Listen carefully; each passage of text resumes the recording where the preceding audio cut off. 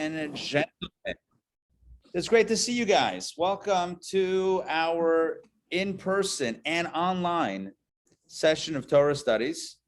So we are going to study the Torah portion of the first few sections of this Torah portion.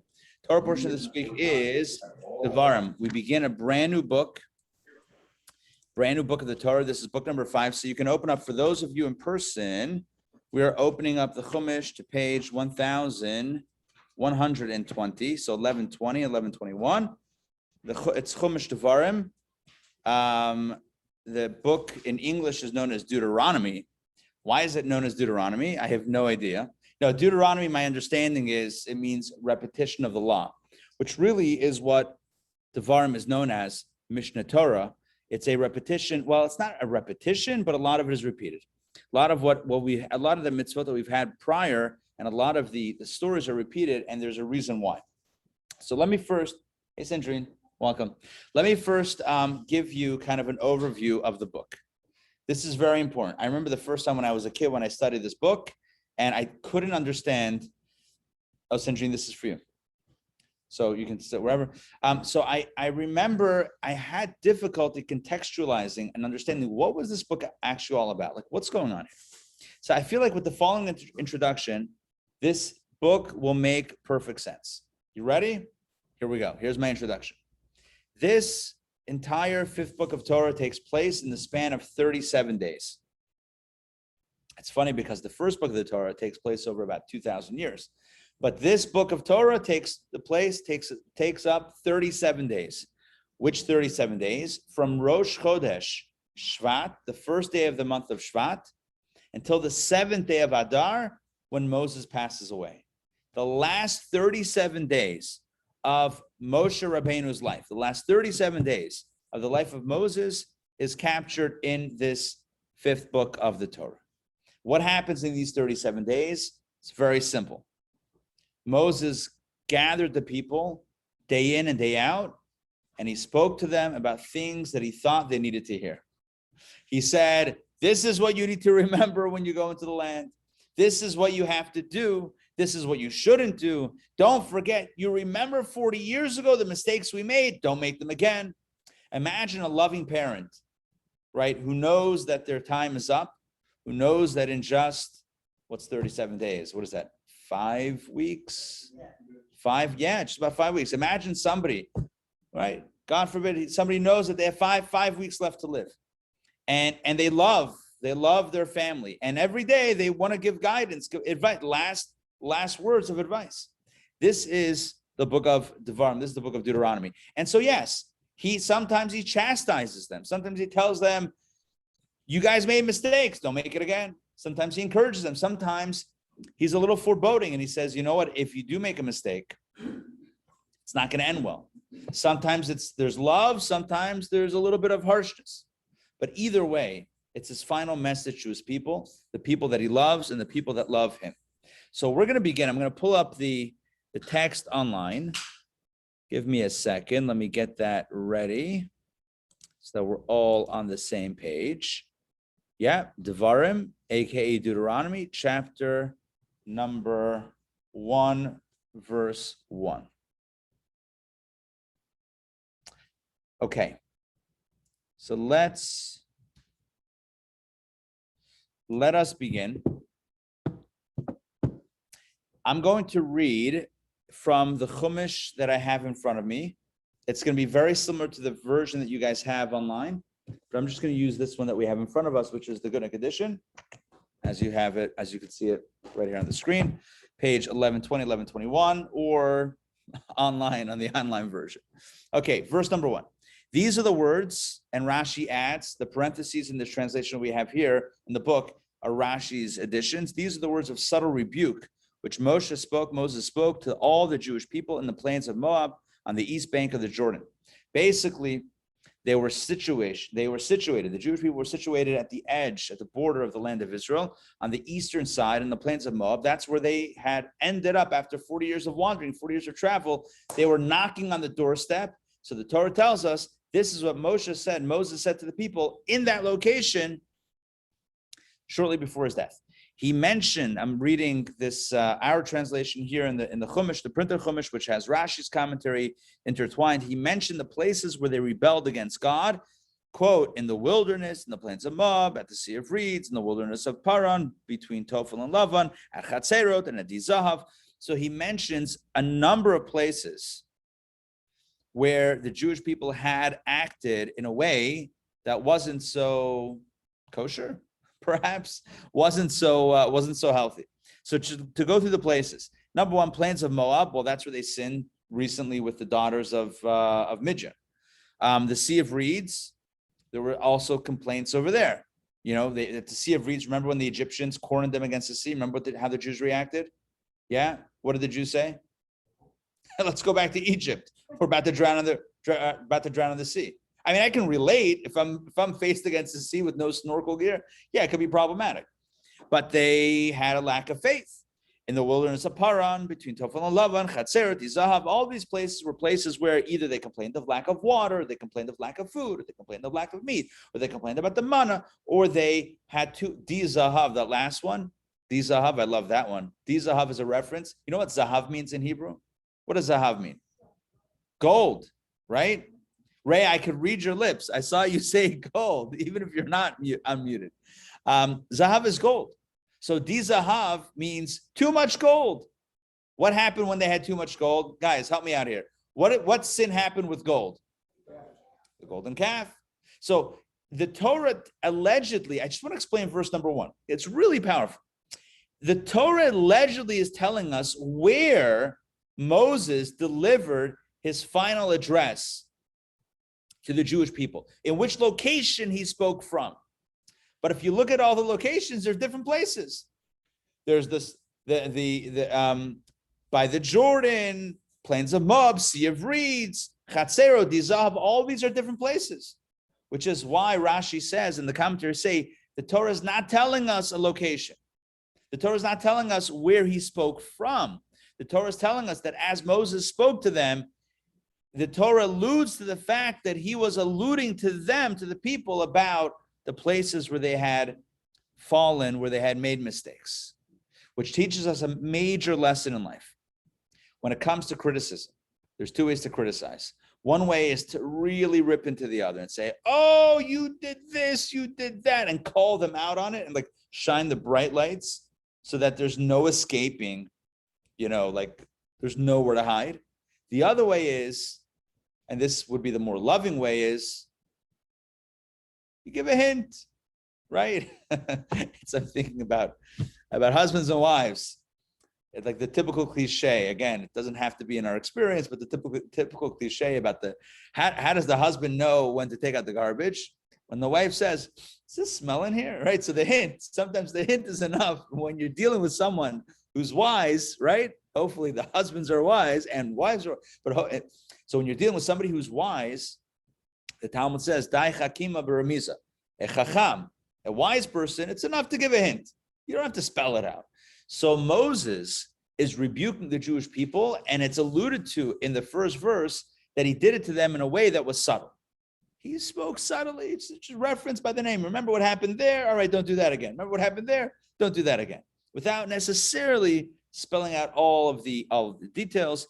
And of course, the takeaway, as I'm trying to mention, is that when it comes to rebuke, let's not try to destroy the other. Let's not try to break the other. People typically don't grow and don't improve when we really attack.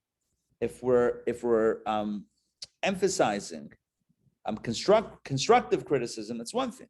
But if it's about destroying criticism, that doesn't feel good. It doesn't usually work. All right, hope that makes sense. Let's take a look at the second verse. Verse number 2. So from Chorev, or Horeb in the English here on the online version, where the Torah was given, Horeb or Chorev is another word that's used for Mount Sinai. So from there to Kadesh Barnea, where the spies were sent out by way of Mount Seir, normally takes 11 days. But you took just 3 days because God was speeding your entry into the land, which means that after the Jews got the Torah, they were supposed to go straight into the land of Israel. This was 40 years prior to this conversation.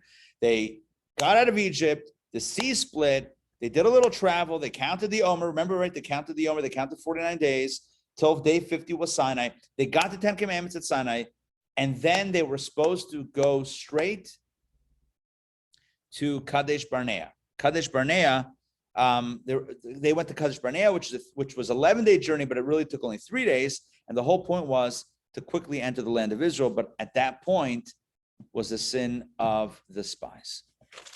And that was another subtle rebuke here about that mistake. Okay, so in the Chumash, let's turn the page to 11:23. I love how there's I don't know how often this is. This is in the Chumash, in our printed version again. Top of 11:23, there's literally an entire parentheses, entire line here that says, however, although they were supposed to go into Israel immediately after Sinai, the Jewish people forfeited this blessing and were delayed in the desert for 40 years, as will now be explained. So now Moses continues the narrative, reminding the people 40 years later what happened 40 years prior.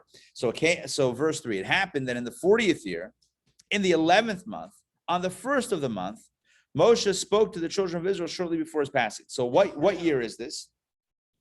I'm sorry, this is not 40 years ago. The Torah is now bringing us back into the present where this is taking place, which is at the end of the 40 years of traveling. The 11th month is the month of Shvat. First of the month means Rosh Chodesh Shvat. I told you the last 37 days of his life, from the 1st of Shvat until the 7th of Adar. How did I know that? Literally verse 3 right here says it. Moses began his final lecture, final speech to the Jewish people, a 37-day-long speech on Rosh Chodesh Shvat, the first of the month of Shvat, which is month number 11. And that is, and the year was 2488 from creation, which is year 40 after the Exodus. So this is what he said. Moses spoke to the children of Israel shortly before his passing and rebuked them about everything that God had commanded him on their behalf. Moshe waited to rebuke them until he had proven his military might by defeating the powerful Sichon, king of the Amorites, who lived in the powerful city of Heshbon, and the powerful Og, king of Bashan, who lived in the powerful city of Ashtaroth, Karnaim, in the kingdom of Edrei. So what we have here is a resume builder in verse number 4. Basically, Moses is speaking. Hey, Matt, welcome. Good to see you. Matt, we're on page 1123. And no one wants to get too close to me, I think. I'm kidding. You are totally welcome. 1123. So Moses, according to Rashi at least, is kind of stating, or the Torah at least is stating his resume, credentials. How is Moses, why should they listen to Moses? Never mind his spiritual caliber, never mind his prophecy, never mind his humility, never mind the miracles that he facilitated on God's behalf, but he was also a mighty leader in the fact that he led the Jews to victory against Sichon and Og, various superpowers at the time that the Jews had been victorious over in the recent past, like very recent, in the last months before this narrative.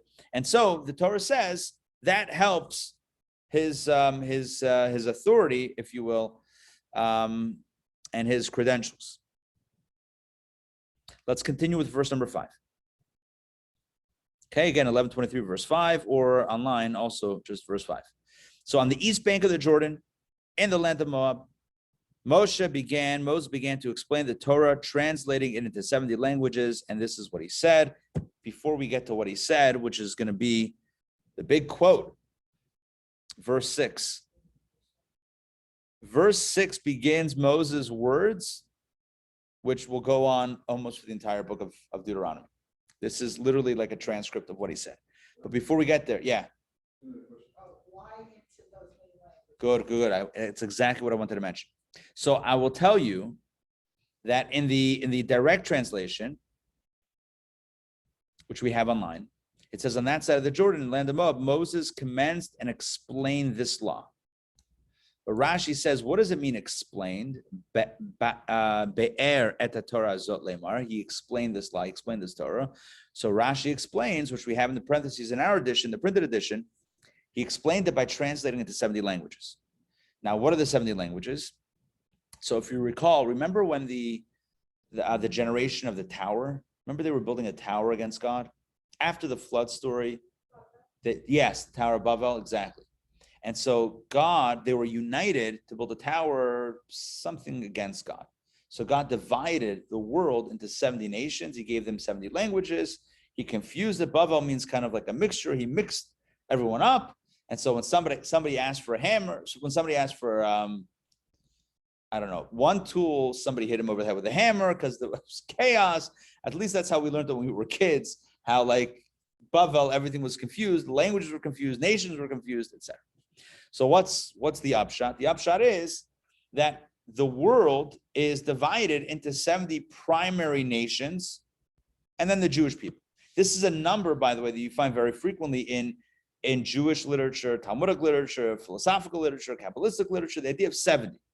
70 being the number that represents the nations and then the Jewish people. So like, for example, the Talmud will say that the Jews are like a lone sheep amidst 70 wolves. Why 70? Why not 100? Why not a dozen? Why 70? 70 nations, right? Or for example, we had a few weeks ago on Sukkot, the Torah tells us that there's an offering the first 7 days of Sukkot, before Shmini Atzeret, the first 7 days, you bring bulls each and every day as an offering in the temple or the Mishkan. You start off with 13 bulls, and then you decrease each day, 13, 12, 11, 10, 9, 8, 7.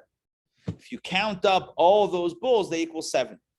Why 70? It says it's an offering either on behalf of the nations or to diminish the antagonism of the nations, to diminish the negative energy of the nations. So we start off with 13 and diminish each day to diminish their negative energy. Either way, 70 is associated with the nations. So what is Moses doing here? He's translating the Torah into 70 nations of the 70 primary nations of the world. Now, but let's ask the question, why? If he's talking to the Jewish people who presumably know Hebrew, right? This is before Yiddish, right? So the Jews knew Hebrew before Shtisel. So they know Hebrew. They've been communicating in a language the whole time. So why is Moses right now, shortly before his passing, translating the Torah into 70 languages? First of all, you could ask, how did he even do that? How did he know all the languages? And where are you writing it down? How big, like what published, like a publishing house? What's going on here? The logistics, I don't know that I can tell you the logistics, but the question, as far as the question, why would he translate in 70 languages? So the Rebbe asks this question, and the Rebbe has a beautiful explanation.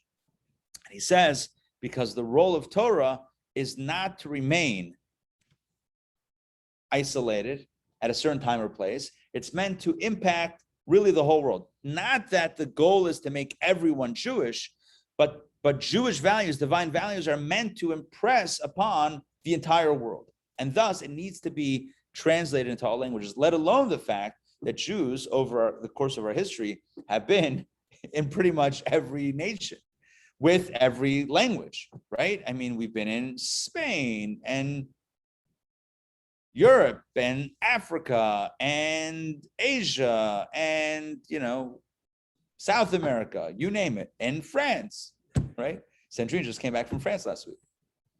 Yesterday. I'm sorry, not even last week. It feels like yesterday. It feels like last week. Yeah. So by Moses translating the Torah into the 70 languages, it gives an authenticity. You see, if we translated the Torah on our own, who says we got it? Who says we were allowed to? Who says, right? But if Moses is initiating it, the same guy, I'm just using the word guy colloquially, right? The same guy who gave us the Torah in the original language also opened up the path of translation. So even if we don't have the original translations, which would be very cool if we had that, even if we don't have the original translations, the fact that he opened up that path means that it's an authentic path of study. You with me on that? Does that make sense? I thought that it was supposed to, I understand that it was disseminated throughout the whole world, but I thought the original intent was to keep it isolated, just money through that was by force, not by violence. You are referring to a very, very important piece of Jewish history where one of the Roman emperors, I think, called in the Jewish sages and forced them to translate the Torah into Greek, I think, or Latin, yeah. And and they translated the Torah, and they all made certain adjustments. All of the rabbis were in different rooms. They all made certain adjustments. Like instead of literally translating in the beginning, created God, they said God created in the beginning, like Bereshit bara Elokim in the Hebrew. It's in the beginning, Bereshit in the beginning, bara created Elokim God. You put the noun sometimes after the verb in Hebrew. They just to make sure that no one would think that in the beginning, or this beginning created God, right? But so who's beginning? And how come we don't? Why aren't we worshiping the beginning? Anyway, so they modified certain verses, and they did it synchronized. And the Talmud says that was a day of mourning because it opened up the Torah into foreign hands, etc., and it led to all sorts of negativity and forced debates throughout history, etc. So you're correct, but I think what the Rebbe is saying is not necessarily the same thing. In other words, this is opening it up to, from our perspective, to be more of a global influence. Not necessarily that everyone should be studying Torah, all 5 books of Moses, word for word, and in translation, etc. But I'm not saying not either, but not necessarily is that the intention, but the intention is that Torah should have an impact broader than a very specific time and space. And as the exiles will, because everything is foretold, as the exiles will kind of unfold, that impact will be in those spaces as well, and not kind of disjointed from that. That was translated. It might have been one of the things that happened. Although, no, I think we have to look that up. It might have been associated with one of the sad days. Yeah. It was considered a day of tragedy that day, yeah. What was it called? The Septuagint? Is that, do I have that right? Septuagint? It's one of those words. Yeah, something like that. It's a Greek. It's a Greek. I think there were 70. I think there were 70 rabbis that translated it. The number 70 again. Anyway, but Moses, we see here, Rashi says that Moses translated the Torah. By the way, I will tell you, the Rebbe was always advocating that Torah be translated into modern languages with the Kabbalah Publication Society, which is, I had the fortune of working with them for a while and still doing some work with them, of translating Torah into different languages, translating Hasidic philosophy, translating, works of Jewish inspiration to make it accessible in whatever language, wherever Jews may be found, whatever countries should be accessible. So you have Sidurim and Chumashim in English, Hebrew Russian, Hebrew French, Hebrew Spanish, Hebrew English. I said Hebrew English, whatever. Maybe English, Australian English. Anyway, all right, good. So that is a little bit about the translation. Let's continue to verse number 6. Okay, so here we go. So now Moses begins. God, our God, spoke to us in Horeb. Or Horeb, which is Sinai, saying, you have been living too much time by this mountain. You're hanging out too much at Mount Sinai. Redirect yourselves toward Arad and Carmel and travel until you come to the Amorite mountain and through its neighboring territories, Ammon, Moab, Mount Seir, through the forested plain and the mountain of the king, through the lowlands of the south, through Gaza and Ashkelon, and the Chumash will turn the page in the south, and Caesarea by the seashore, conquering the land of the Canaanites and the Lebanon, all the way until the great river, the Euphrates River. Okay, basically God says, start moving. And I need to get, I'll finish another verse and then I want to come back to this. Yeah, Moshe's talking. Moshe's saying that God said. Moshe's saying, God spoke to us at Mount Sinai saying, you see the beginning of verse 6 is Moses is speaking, but he's saying 40 years ago, God told us at Mount Sinai to start enough around this mountain, move. And in other words, God gave us the call to go where? Israel. Verse number 8, see, this is again, quote, Moses speaking to the people, quoting God, see that I have already put the land into your hands before you.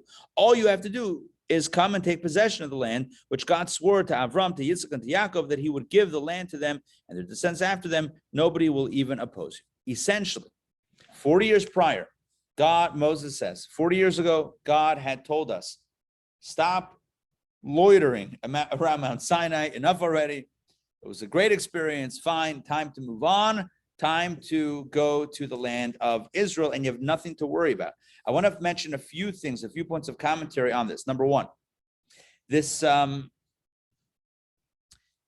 this statement of Rav Lachem Sheves Bahar Hazeh. It's enough that you've dwelt enough, you've spent too much time at this mountain, at Mount Sinai. You know, Mount Sinai represents Torah. And one might say, well, hold on, there's never too much time that you could spend around Torah. Torah is always like, you know, especially here in Intown Jewish Academy, we're all about Torah. Nonetheless, Hashem said at some point you have to move into action, into implementation. It's great to study. It's great to learn. It's great to be inspired. But at some point, you have to start, you go out there and implement. Go to Israel. And what do you do in Israel? You're going to transform a land of Canaan into a holy land. You're going to make a land into the holy land. And this is true wherever we go. This is true where we go, when we travel, when we work, when we shop, when we carpool, wherever we go, it's all about, hopefully, transformation.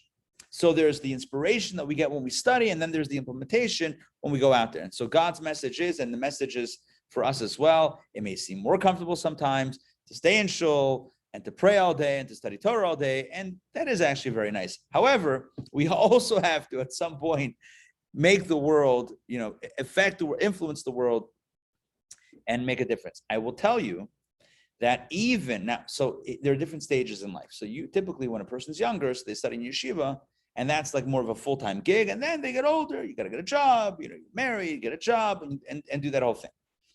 But the Rebbe instituted in the Chabad yeshivas that every Friday you close the books, which is a big deal, by the way, to close the book of Torah study. You close the books and you go out to the streets. Street Judaism. You ever seen the Chabad guys on the street corner saying, hey, you Jewish? You wrap tefillin? Hey, you're Jewish? You want a candle lighting kit? That was the Rebbe's inspiration, one day a week. Now, if that was every day and there was never learning, okay, that might be a challenge because you got to learn. But you're learning all week, right? You take a few hours on a Friday, Erev Shabbat, to hit the streets and do mitzvahs with people. That's a way in which we implement. And I'll tell you, it's when you have the opportunity to really share it with someone else and really make a difference in someone's life and say, how are you doing? How is your week? You know, tell me what's going on, and have those interactions. It actually deepens all of the Torah that we study. All of the Torah that we study is like inspiration, but this is the implementation. The Talmud says, which is greater, study, to study Torah, or to do a mitzvah? Which is greater, Talmud or Maaseh, study or action? And the Talmud answers in such a Jewish way, which is greater? Study is greater. Why? Because it leads to action. Unbelievable. Still can't make a choice, right? Which is better, study or action? Study, because it leads to action. Which means, so what's the primary? Ultimately, action. The action is the main thing, but of course you can't do unless you know, so you got to study, but it's still all about implementation. And so God says, again, this is Moshe, reminiscing about 40 years prior, when we were at Mount Sinai. He says, God told us to move. The message is a contemporary one as well. We need to study, we need to be inspired, but we also need to implement. Yes. Excellent. Here Richard is pointing out, it says in Pirkei Ethics of Our Fathers, that one whose wisdom exceeds the deed, it's not going to last, right? If your wisdom exceeds your action, it's not sustainable. It's like a tree, it says, that the branches are very broad and the roots are very shallow, that a wind is going to come and knock it over. If it's too academic, it's not good. It's not good. It has to also be grounded in something real, something tangible. Yeah. All the winds in the world can come and it won't blow you down. Right. If you have strong roots, which is action, and the wisdom, okay, you have whatever you have. All the winds in the world cannot knock you over. So that was one thing I wanted to mention. But also, I love verse 8, which we already read, but verse 8 said something beautiful, where God says, essentially, I have given the land to you. I've already set the land before you. I've placed it into your hands. And as Rashi points out, again, it's the parentheses here in our printed version, nobody will even oppose you. Sometimes, and this is a message in life, sometimes we have this image in our minds of like, fierce opposition and danger and everything. And it's like, is it real or is it imagined? Sometimes it's imagined. Sometimes the victory is already at hand. Sometimes the miracle is ready to unfold, but we're apprehensive and we get in the way of our own destiny. And that's not a good thing. All right, let's continue. Okay, let's continue with verse number 9. Okay, Moses continues. Moses says, I said, again, I is Moses. This is, okay, one second. Let me pause here for a moment and just reiterate what I'm trying to say here. Well, let me look at the chat. Hold on. What do we have here? Oh, Sarah. Okay, nice. Now, look at the opening of verse 9, where he says, I said to you at that time. I said to you. Who's I? I is Moses. You would never find that in the first 4 books of the Torah. The Torah is not written in the first person. I. The Torah says that God spoke to Moses. Moses spoke to Pharaoh. The Jewish people complained to Moses. Right? The Torah is always written from a third-party narrator that's telling us what happened, what's happening on the ground. This 5th book of Torah is written from the first-party perspective, and it's because it's quoting Moses for most of it. So Moses says, God spoke to me. I spoke to Moses. I said to you, the Jewish people. You said back to me. So there's a lot of I. There's first-person language in this book. Okay? All right, let's continue. Let's continue verse 9. I said to you, Moses is saying to the people, I said to you, the people at that time, saying, only that which I had been told by God, I cannot carry the burden of judging you on my own. For God, your God, has made you great. You are so great that you are everlasting like the sun, which shines during the day, and like the moon, and the individual stars of the heavens, so you would be an awesome responsibility to judge, even if you were few, all the more so that you are many. There's a lot of Rashi intertwined in that verse, but essentially in those few verses, Moses is saying to the people that after the Sinai experience, it became very clear that I could not. Rashi is integrated into.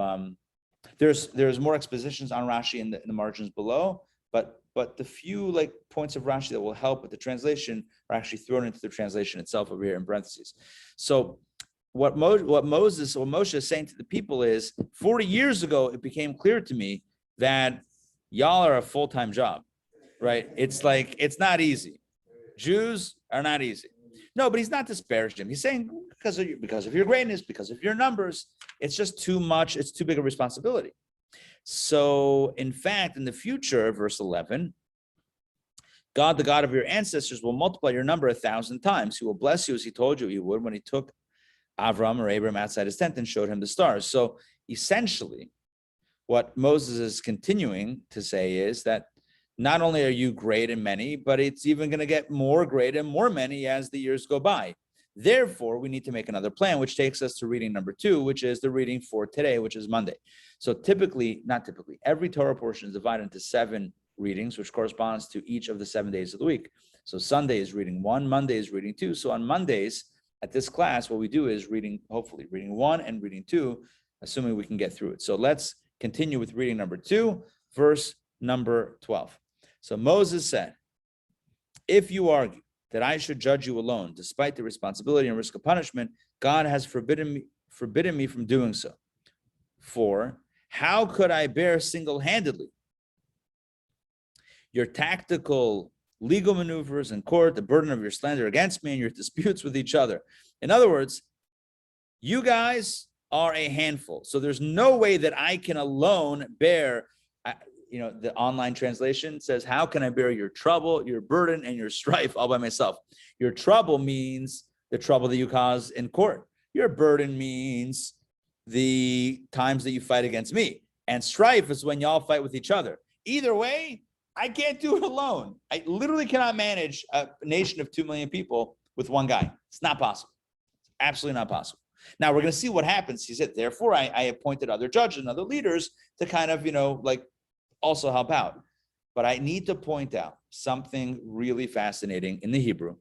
I'm going to highlight it online right here.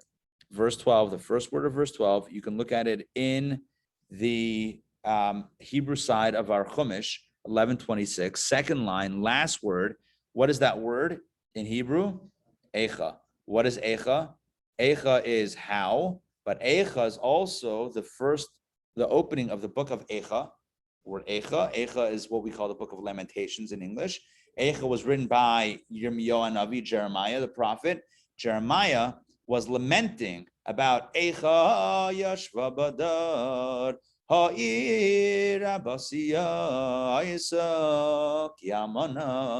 Alas, Yashva Badar, how the city, how she sits alone.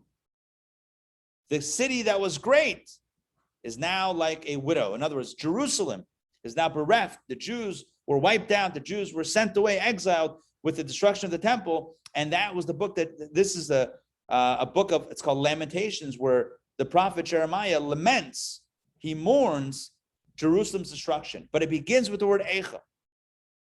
This Torah portion, Devarim, is always read on the Shabbat before Tisha B'Av, the 9th of Av, when we read the book of Echa. So just to be very clear here, this Saturday night and Sunday is the 9th of Av, which is the saddest day of the Jewish year, saddest day on the Jewish calendar.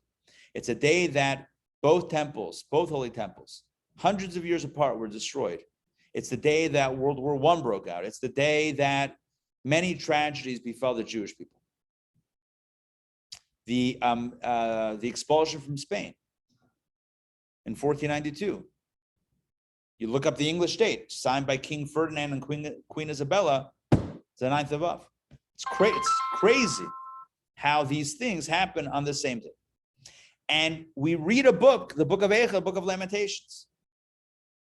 As we mourn, we read it Saturday night, the night of Tisha B'Av, and then some of a custom as well to read it the next day. So here's my point. Every year on the Shabbat before the 9th of Av, we read this Torah portion. And in reading number 2, it opens with the same word that book is called Echa. So there has to be a connection. There has to be a connection. What's the connection? A tale of 2 Echas. You ready?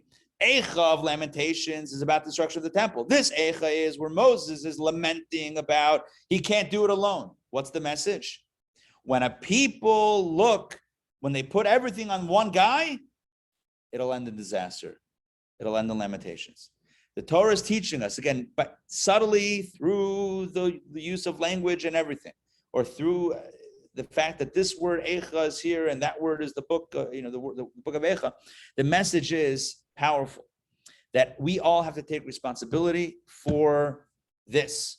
When I say this, I mean whatever this is, neighborhood, community, world, universe. We have to all take responsibility. We can't say, well, someone else has to, well, this is messed up. Someone really needs to fix it. In a society, in a world where everyone's like, yeah, somebody really needs to step in, that's when things break down, when people don't take responsibility. And so Moses says, I should do everything. I should do everything myself. Echa, how could I possibly do it all myself? But it's a warning sign. It's a warning sign. A society in which people don't take responsibility devolves into chaos and destruction.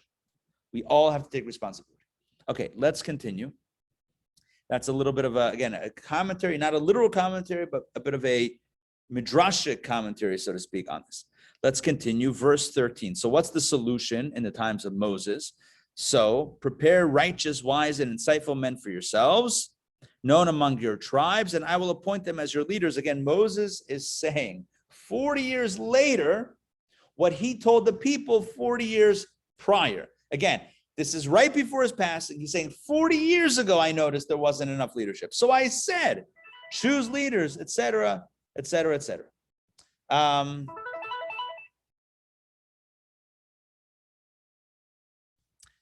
Okay. See, I have also access to the downstairs. Hold on, give me a second. The downstairs I can open from my phone. I have a button, but not here. But not here. Unbelievable. Okay, let's continue with verse number 14. You answer me disrespectfully, Rashi points out in that parentheses, and said, the thing which you have proposed to do is good for us. Why is that disrespectful? They agreed with him because they were too eager. Moses says, I think we need more people. And the people are like, yes, absolutely.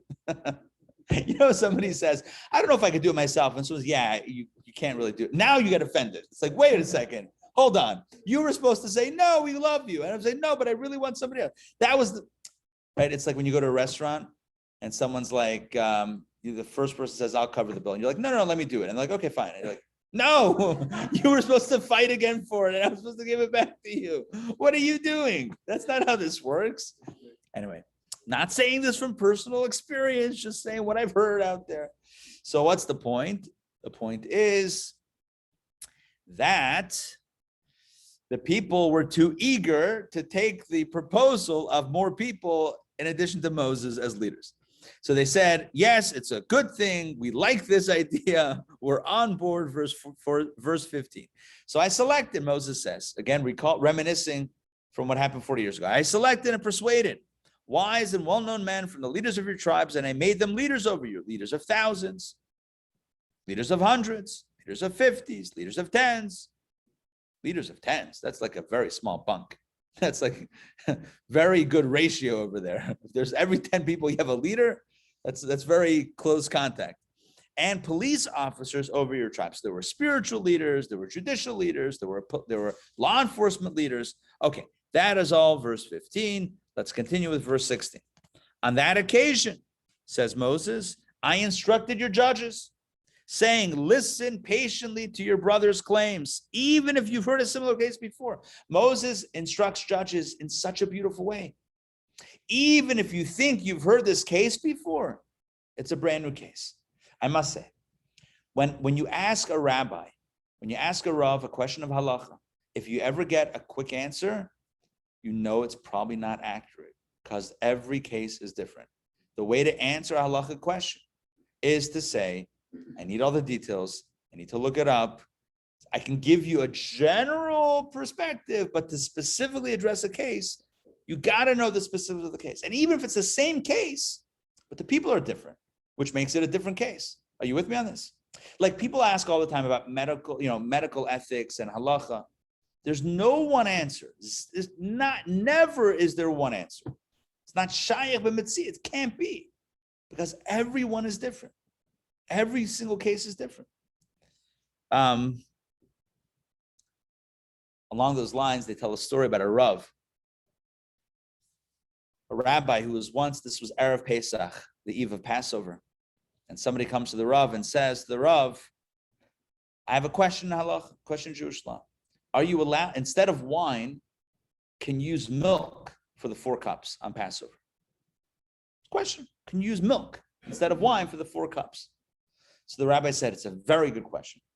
I would need to do a lot of research on this, but it's right before Passover. So I'll let you know at some point. But he opens up his drawer. He says, take money and have a good Yom Tov. He gives the person some money.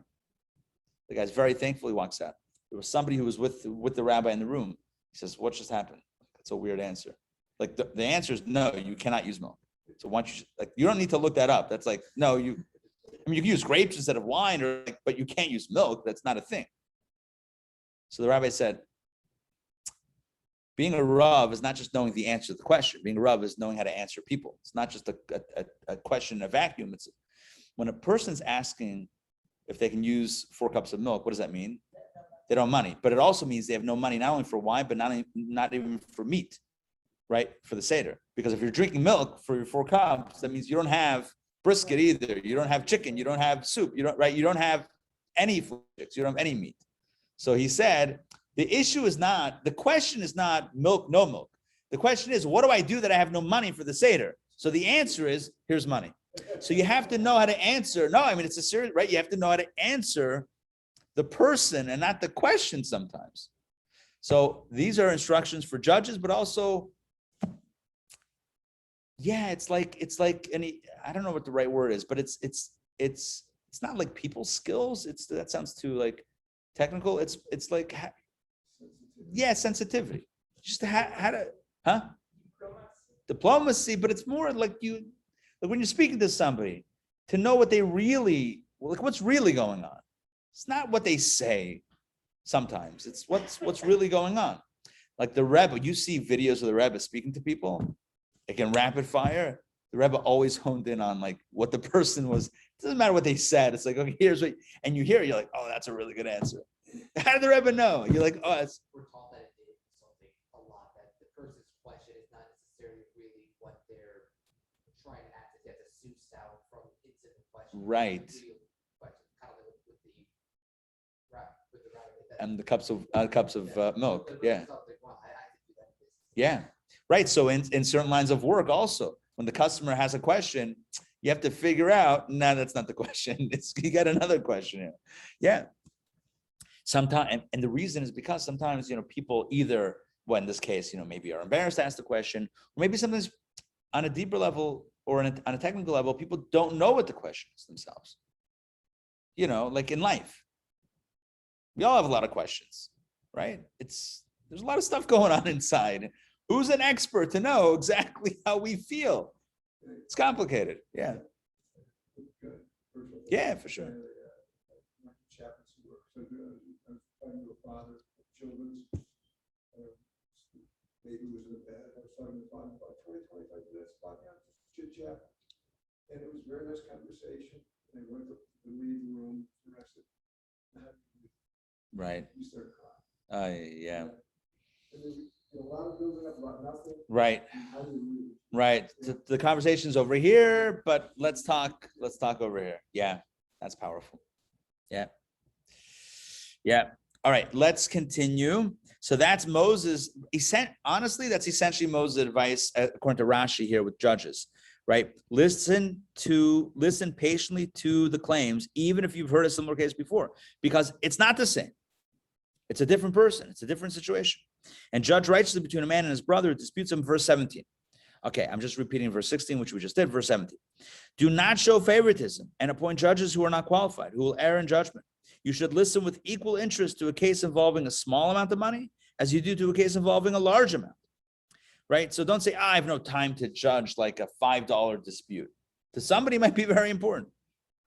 You know what people say when it's about the money? It's not about the money. It's always about the money. It's about the principle. Sure. No worries. Great to see you. Do not fear any man and show him favoritism, for this is as if one has exacted money from God, who must correct and the judgment and restore the money to its rightful owner. If a case is too difficult for you, bring it to me and I will hear it.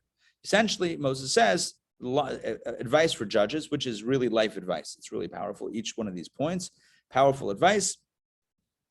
And if it's too difficult for you, bring it to me. By the way, our sages tell us that with that line, anything that you guys can't handle, bring it to me, which is a little, I'm not saying this, but our sages say it was a little bit arrogant, a teensy weensy drop that caused Moses to forget the law when it came to Tzlafcha's daughters, or maybe when it came to Pesach Sheni, whatever, one of those cases where Moses said it was like an easy case and Moses forgot the law. Or maybe when it was Pinchas came to him and said, what should we do? Whatever, one of these cases where Moses didn't know and he had to consult, it's because he was a little too confident about his knowledge. No problem, bring it to me. All right, okay. So there'll be some cases where you won't know. Let's continue, verse 18. And on that occasion, I gave you instructions about all the things you should do in a monetary case and in a capital case. All right, let's continue. A few more verses, we'll close it out. Rabbi, First, I need yes. to leave. Thank you very much. No worries, Ray. Great to see you. All right, we're going to Thank close it out. We got 3 more verses. Verse 19, we journeyed from Chorev, Mount Sinai, and went through that entire great and fearful desert filled with giant snakes and scorpions that you saw toward Amorite mountains, as God, our God, commanded us, and we arrived at Kadesh Barnea, which was from where the spies were dispatched. I said to you, you have arrived at the Amorite mountain, which God, our God, is giving us. We're almost here. Look at this. Look, Verse 21, God, your God, has put the land into your hands before you. All you have to do is go and take possession of it. As the Lord, the God of your father, has told you, do not be afraid or demoralized. Okay, that is the end. The final message is also beautiful. The message is, right, it is in our hands. The land is in our hands. All we need to do is embark on that journey. And of course, well, we dropped the ball for 40 years, but they're back and better than ever 40 years later, which is where Moses is speaking.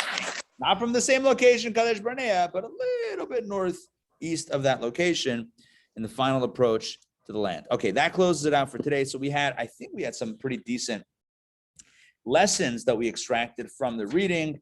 Number one, when it comes to rebuke, let's do it subtly. We no need to demoralize or destroy someone's confidence or shatter their self-image. No need to like beat up on somebody. The idea is reproof to kind of lift them up and for correction, keep the eye on the prize and proceed accordingly. We spoke about, just looking through the insights that we gave, we spoke about the idea of the translation of Torah into 70 languages, the idea that Torah needs to speak to us today, that we need to bring the light of the Torah into the world, of course, in a kosher way, not in a way when we're forced into it, but in a way of our choosing, etc. We also spoke about, looking here, what else we spoke about? We spoke about Eicha. Yeah, Eicha, the idea of not carrying the burden alone, and that's a timeless message. We all take responsibility for us and our society. And we spoke about judges and listening to people and not listening just to cases. Okay, that is it for today. Ray, it's great to see you. Sarah, it's great to see you guys. Thanks for joining. And we are back tomorrow. Thank you so much, Rabbi. Pleasure. Take care. We'll see you tomorrow. Bye, guys.